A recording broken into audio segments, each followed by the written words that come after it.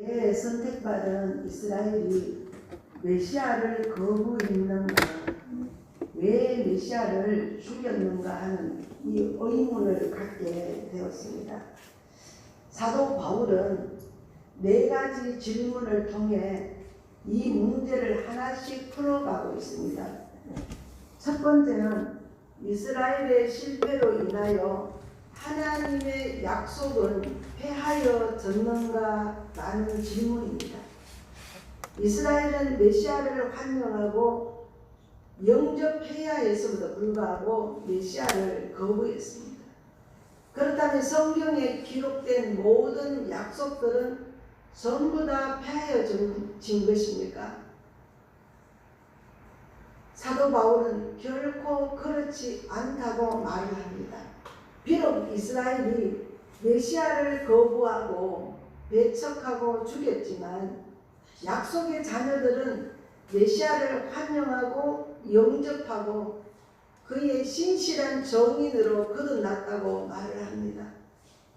따라서 하나님의 약속은 아직도 신실하게 지켜지고 있다는 것입니다. 두 번째 질문은 이것입니다. 약속의 자녀를 통하여 약속이 지켜져 온다면 이러한 선택은 불공평하지 않는가, 하나님이 불의하신 것이 아닌가 하는 것입니다. 바울은 이건 역시 결코 그렇지 않다고 말을 합니다. 왜냐하면 하나님의 선택은 사랑과 공의의 기초를 두고 있기 때문입니다. 죽은 자를 살리고 구원받지 못할 자를 살리는 것을 불의라고 할 수는 없습니다. 세 번째 질문은 오늘 우리가 함께 읽은 이 말씀입니다. 19절입니다. 혹 내가 내게 말하기를 그러면 하나님이 어찌하여 허물하시느냐, 누가 그 뜻을 대적하느냐 하리니, 이 문제에 대해서 사도 바울은 20절에서 아주 명확하게 대답을 하고 있습니다. 이 사람아, 내가 누구이기에 감히 하나님께 반문하느냐? 지음을 받은 물건이 지은 자에게 어찌 나를 이같이 만들었느냐 말하겠느냐? 바울의 이 대답은 다른 것들과 비교해 볼 때 좀 특이합니다. 첫 번째 질문에 대한 답은 논리적으로 아브라함과 이삭의 예를 들어서 그것을 설명을 했습니다. 두 번째 질문에도 모세와 바로의 예를 들어 설명하던 사도 바울이었습니다. 그러나 세 번째는 논리를 초월합니다. 사도 바울은 이 사람아 라는 이 표현으로 질문하는 사람들에게 아주 직선적으로 말을 합니다. 여러분, 사형 선고를 받은 사람이 어떻게 보통 사람과 같겠습니까? 그런데 죄인이 지금 하나님께 나와서 따지고 있습니다. 그래서 사도 바울은 논리로 설명하기보다는 직설적으로 말을 합니다. 이 사람아, 네가 누구기에 감히 하나님을 흉문하느냐? 또 성경에서 이와 비슷한 말씀이 10편 14편 1절에 나옵니다. 어리석은 자는 그의 마음에 이르기를 하나님이 없다 하는도다. 그들은 부패하고 그 행실이 가증하니 선을 행하는 자가 없도다. 여러분, 인간은 피조물입니다. 하나님이 인간을 지어주셨는데 그럼에도 불구하고 인간들은 과연 하나님이 인간을 지으셨는가 하고 논쟁을 합니다. 하나님이 계시느냐, 하나님이 계시지 않느냐 하는 이런 문제는 어리석은가 그렇지 않은가의 문제입니다. 인간은 하나님께서 만들어 주셔서 태어났는데 어떻게 이런 논쟁을 할 수 있겠습니까? 그런데 젊은이들을 들어보면 하나님이 어디 있느냐 이렇게 아주 오늘 사도 바울이 직설적으로 대답하는 것이 거침없이 말을 하는 사람들을 만나볼 수 있습니다. 이것은 마치 내가 세상에 스스로 태어났느냐 아니면 부모에게 낳느냐라고 묻는 것과 마찬가지입니다. 우리가 부모가 누구인지에 대한 논쟁은 할 수 있습니다. 그러나 나 스스로 태어났는지 부모 부모에 의해서 태어났는지에 대한 질문이 아닙니다. 이것은 악한 것입니다. 이런 비슷한 질문을 한 사람이 있었습니다. 그 사람이 바로 아담이었습니다. 하나님이 아담을 만드셨습니다. 혼자 있는 것이 보기가 너무 좋지 못해서 하나님께서 아담의 갈비뼈로 여자를 만들어서 아담에게 데려다 줍니다. 아담은 내 뼈 중에 뼈요 살 중에 살이라고 고백을 했습니다. 그래서 이 둘은 부부가 되었습니다. 그런데 사탄이 여자를 유혹해서 하나님이 먹지 말라고 하는 이 선악과를 따먹게 했습니다. 여자는 혼자 먹지 않고 아담에게 갖다 줍니다. 여기서 우리가 깨달을 수 있는 것은 죄에는 전념성이 있다는 것을 알게 합니다.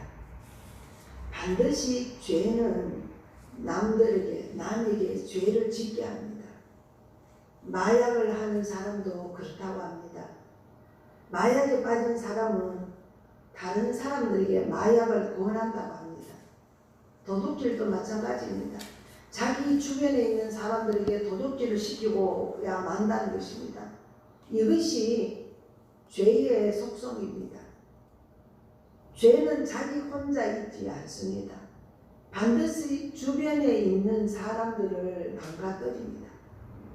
아담이 선악과를 따먹었습니다. 그런데 하나님은 아담을 찾아왔습니다. 아담아, 내가 어디 있느냐라고 아담에게 지금 질문을 합니다. 찾습니다. 그랬더니 아담이 이렇게 대답을 합니다. 하나님, 내가 벌거벗었으므로 두려워하여 숨었나이다. 누가 너희에게 벌거벗었음을 가르쳐 주었느냐? 내가 선악과를 따먹었느냐?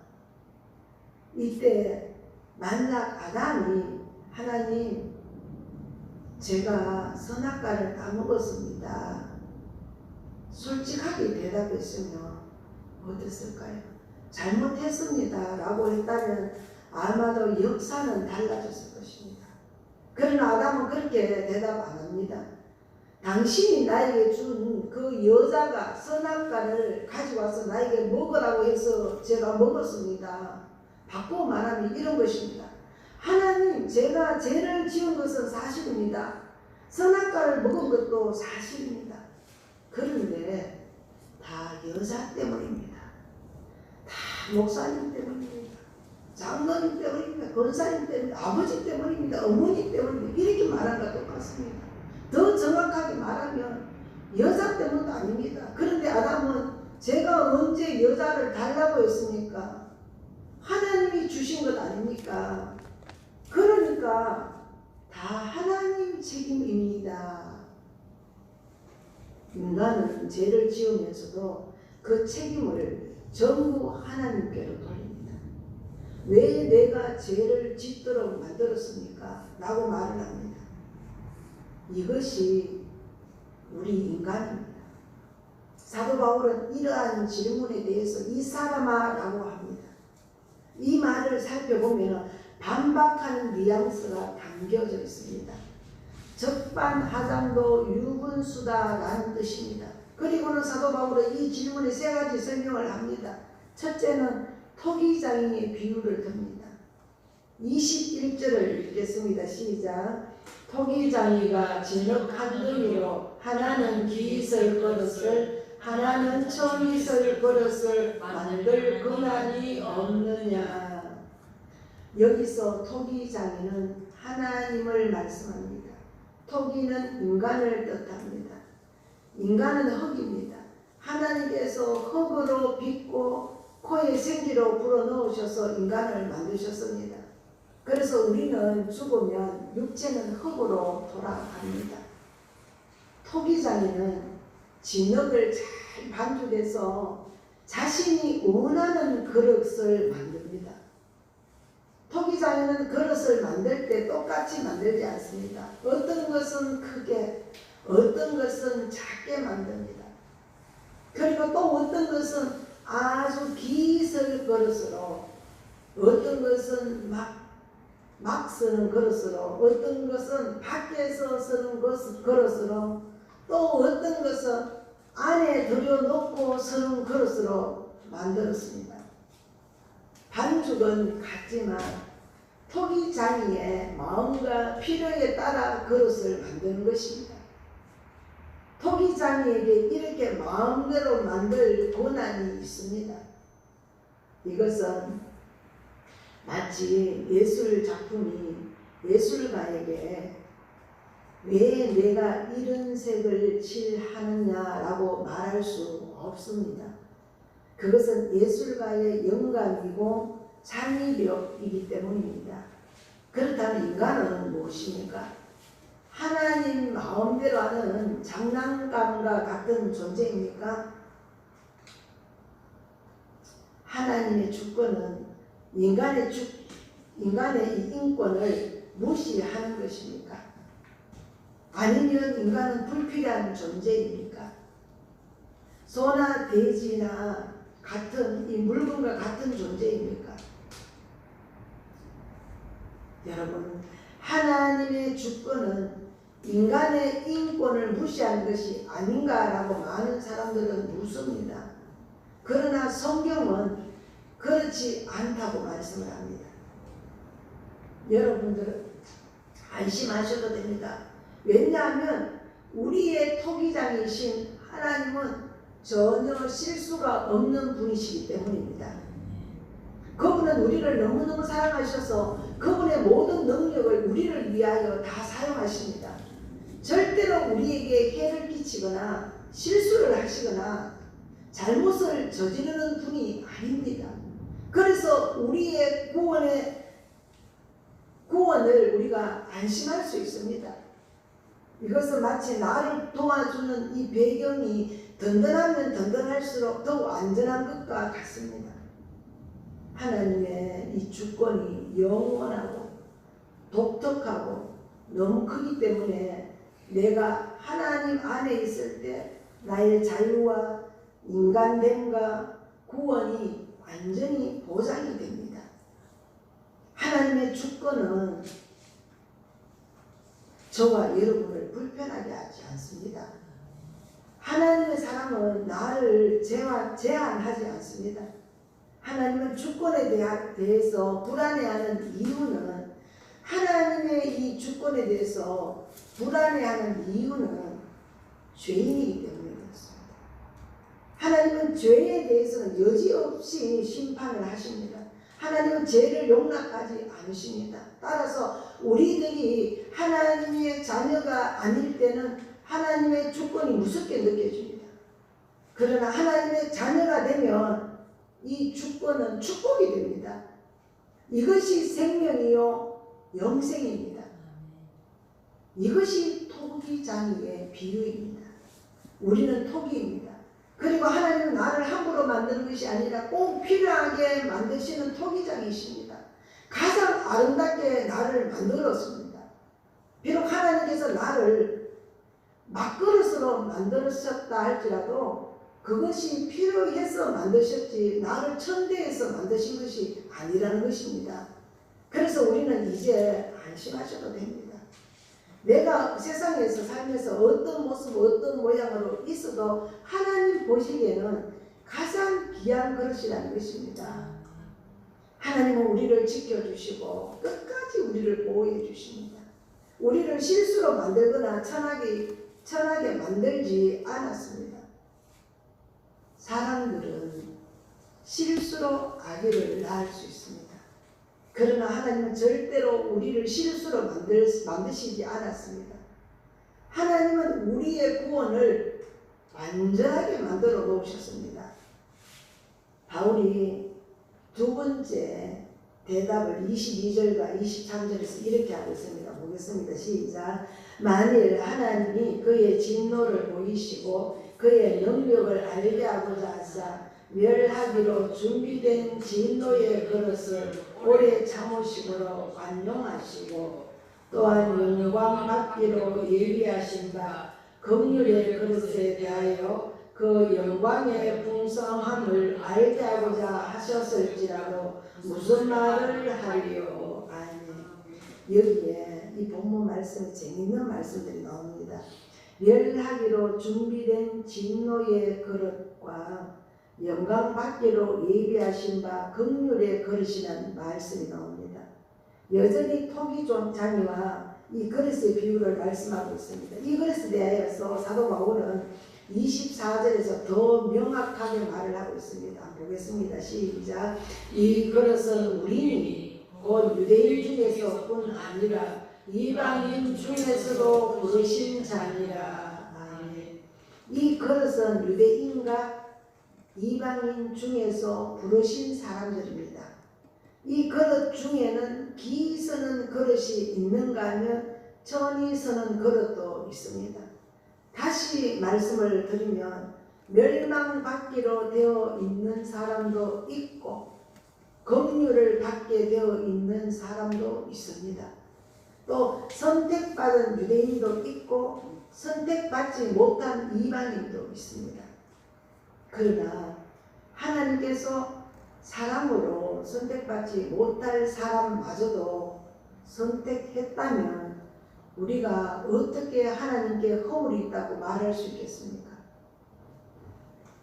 하나님의 선택은 멸망받을 사람을 멸망하지 않고 긍휼을 입을 사람에게는 놀라운 하나님의 영광을 보여줍니다. 세 번째 설명입니다. 이러한 모든 것은 바울 자신의 생각입니까? 아니면 구약에서 미리 예언된 말씀입니까? 구약에 이미 다 예언된 말씀을 가지고 와서 사도 바울이 지금 설명을 하고 있습니다. 사도 바울은 두 성경을 지금 인용하고 있습니다. 첫 번째는 호세아서의 말씀이고 두 번째는 이사야 말씀입니다. 먼저 호세아서 본문 25절과 26절 말씀 보겠습니다. 시작. 호세아의 그래도 이르기를 내가 내 백성 아닌 자를 내 백성이라 사랑하지 아니한 자를 사랑한 자라 부르리라. 너희는 내 백성이 아니라 한 그곳에서 그들이 살아계신 하나님의 아들이라 일컬음을 받으리라 함과 같으니라. 아멘. 호세아의 글을 보면 내 백성이라 사랑하지 아니한 자를 사랑한 자라 부르리라 라고 했습니다. 이방인에 대한 말씀입니다. 이방인은 하나님께서 사랑한 자가 아닙니다. 그러나 하나님께서 사랑하시기로 결정을 하셨습니다. 이것이 지금 우리가 받고 있는 이 귀한 사랑입니다. 얼마나 놀라운 일입니까? 여러분, 우리 민족은 하나님과 아무런 상관이 없던 민족입니다. 우리 민족은 율법과도 전혀 상관이 없는 민족인데 예수를 우리가 어떻게 믿을 수 있었고 그 하나님을 어떻게 믿을 수 있었습니까? 참으로 기가 막힌 이야기입니다. 그런데도 하나님께서 저와 여러분들을 약속의 자녀로 복된 자녀로 인을 쳐 주시고 또 지금 교회에 다니게 하셨습니다. 그래서 천국이 여러분들이 소유하게 되었고 구원을 받게 되었고 하나님의 자녀로 인침받게 된 이 사실이 어떻게 우리가 매일매일 흥분하지 않고 하나님의 말씀을 들을 수 있겠습니까?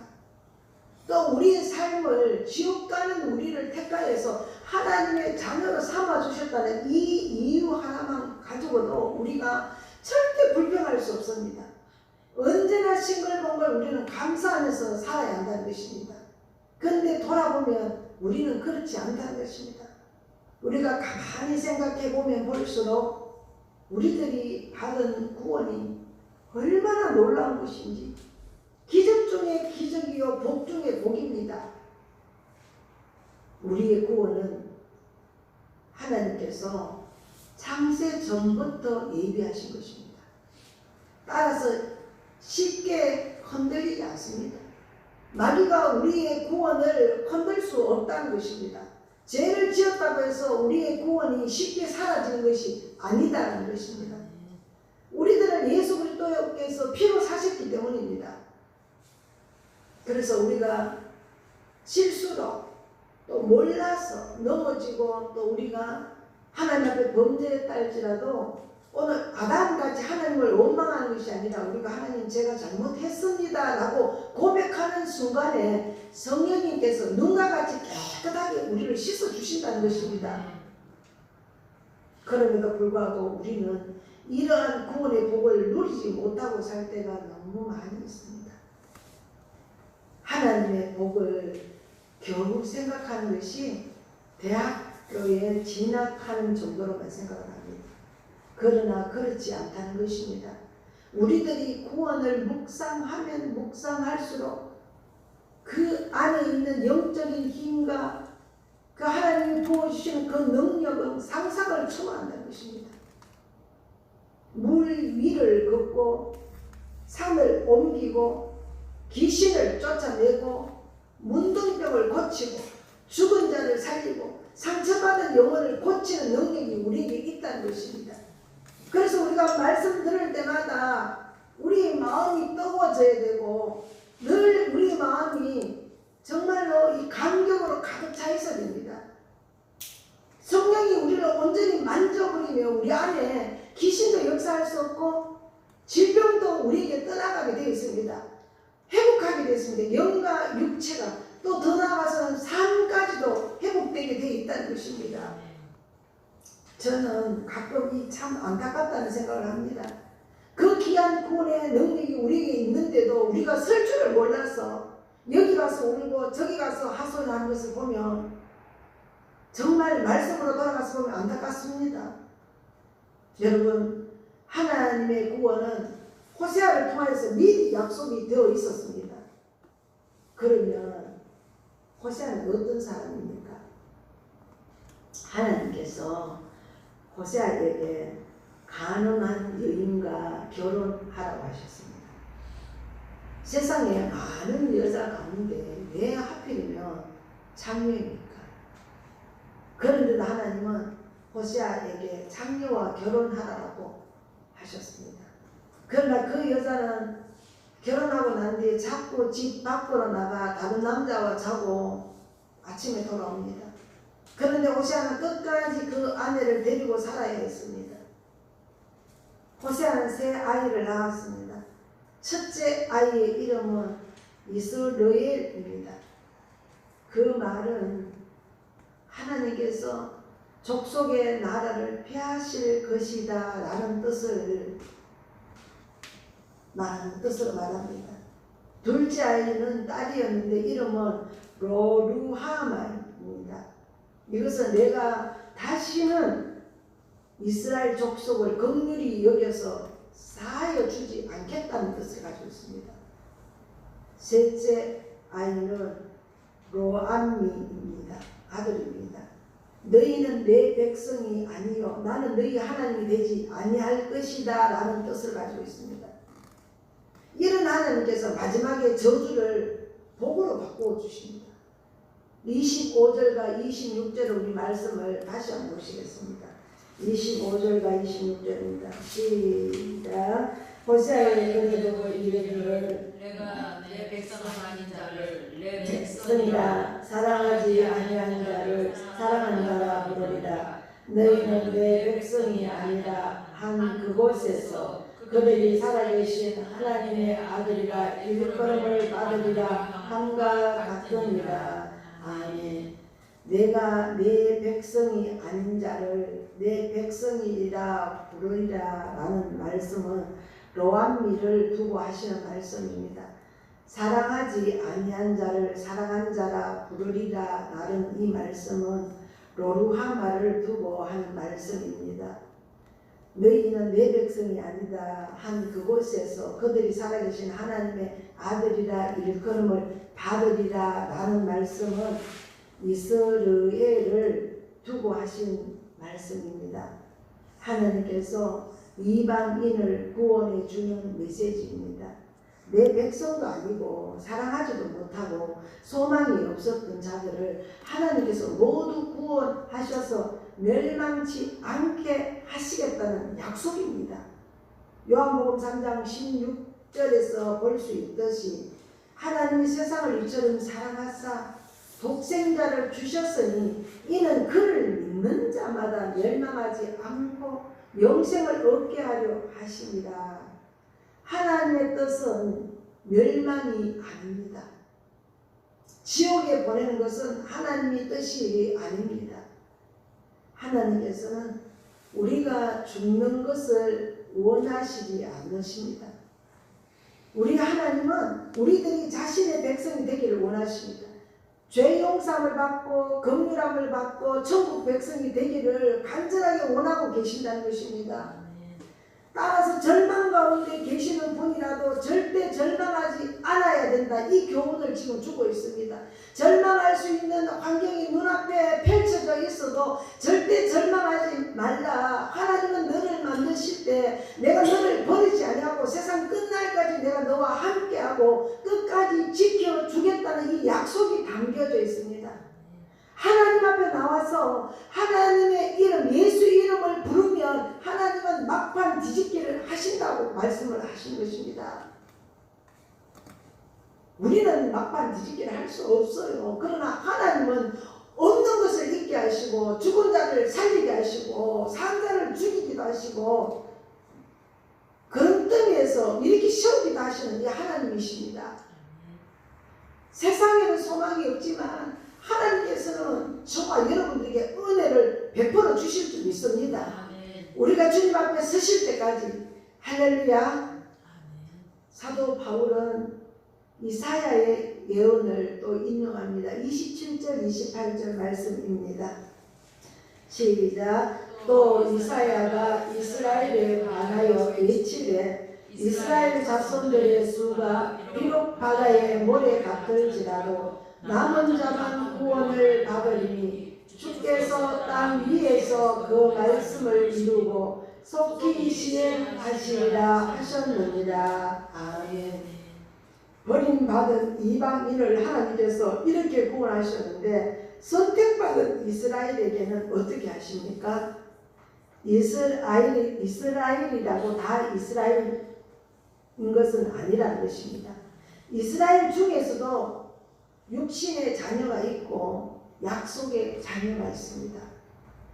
이스라엘이 바다의 모래 같을지라도 남은 자만 구원을 하겠다는 것입니다. 이 말씀을 오늘 현대에 가져와서 교회에 수많은 숫자의 이 사람들이 앉아 있다 할지라도 끝까지 어떤 사람만 구원하시겠다고요? 남아있는 자에게만 구원하시겠다는 것입니다. 혈통이 이스라엘이라고 다 구원받는 것은 아니다.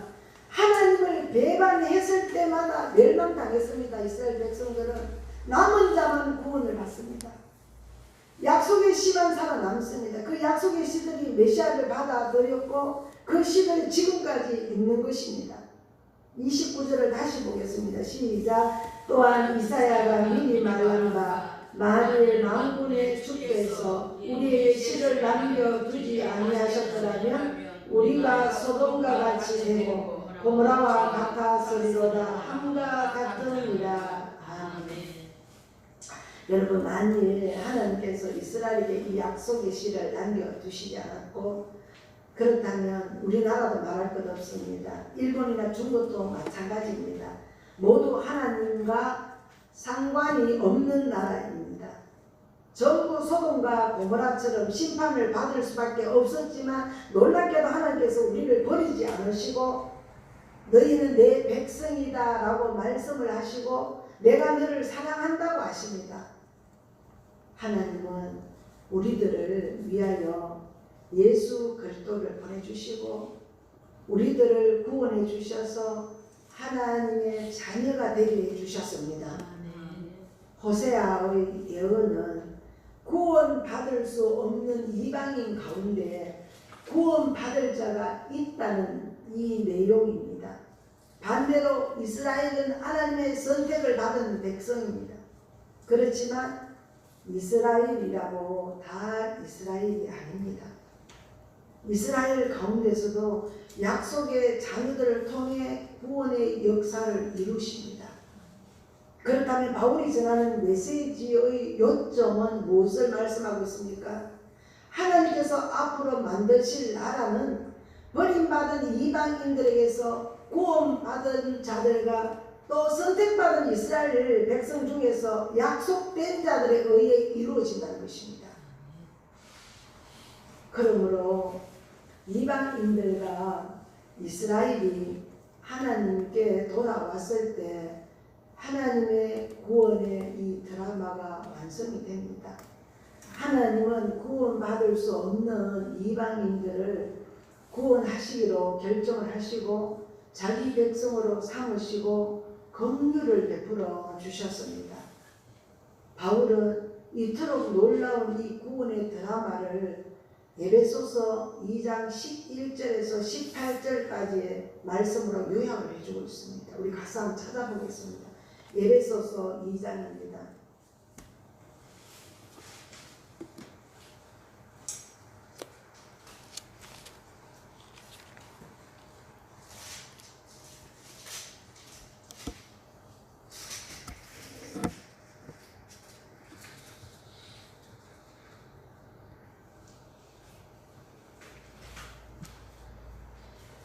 어, 11절에서 18절까지 합독하시겠습니다. 시작. 그러므로 생각하라. 너희는 그때에는 육체로는 이방인이요 손으로 육체에 행한 할례를 받은 무리라. 칭하는 자들로부터 할례를 받지 않은 무리라. 칭함을 받는 자들이라. 그때에 너희는 그리스도 밖에 있었고 이스라엘 나라 밖에 사람이라. 약속의 언약들에 대하여는 외인이요 세상에서 소망이 없고 하나님도 없는 자이더니 이제는 전에 멀리 있던 너희가 그리스도 예수 안에서 그리스도의 피로 가까워졌느니라. 그는 우리의 화평이신지라. 둘로 하나를 만드사 원수된 것 곧 중간에 막힌 담을 자기 육체로 보시고 법조문으로 된 계명의 율법을 대하셨으니 이는 이 둘로 자기 안에서 한 새 사람을 지어 화평하게 하시고 또 십자가로 이 둘을 한 몸으로 하나님과 화목하게 하려 하심이라. 원수된 것을 십자가에 손들으시고 또 오셔서 먼 데 있는 너희에게 평안을 전하시고 가까운 데 있는 자들에게 평안을 전하셨으니 이는 그로 말미암아 우리들이 한 성문 안에서 아버지께 나아감을 옳게 하려 하시니라. 아멘. 이방인과 이스라엘의 막힌 담을 하나님께서 허시고 구원을 완성하십니다. 19절에서 22절까지 보겠습니다. 시작. 그러므로 이제부터 너희는 외인도 아니요 나그네도 아니요 오직 성도들과 동일한 시민이요 하나님의 권속이라. 너희는 사도들과 선지자들의 터 위에 세우심을 입은 자라. 그리스도 예수께서 친히 모퉁이 돌이 되셨느니라.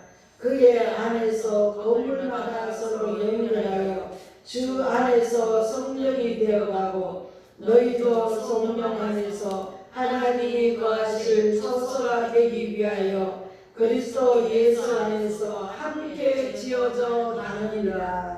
아멘. 이것이 구원입니다.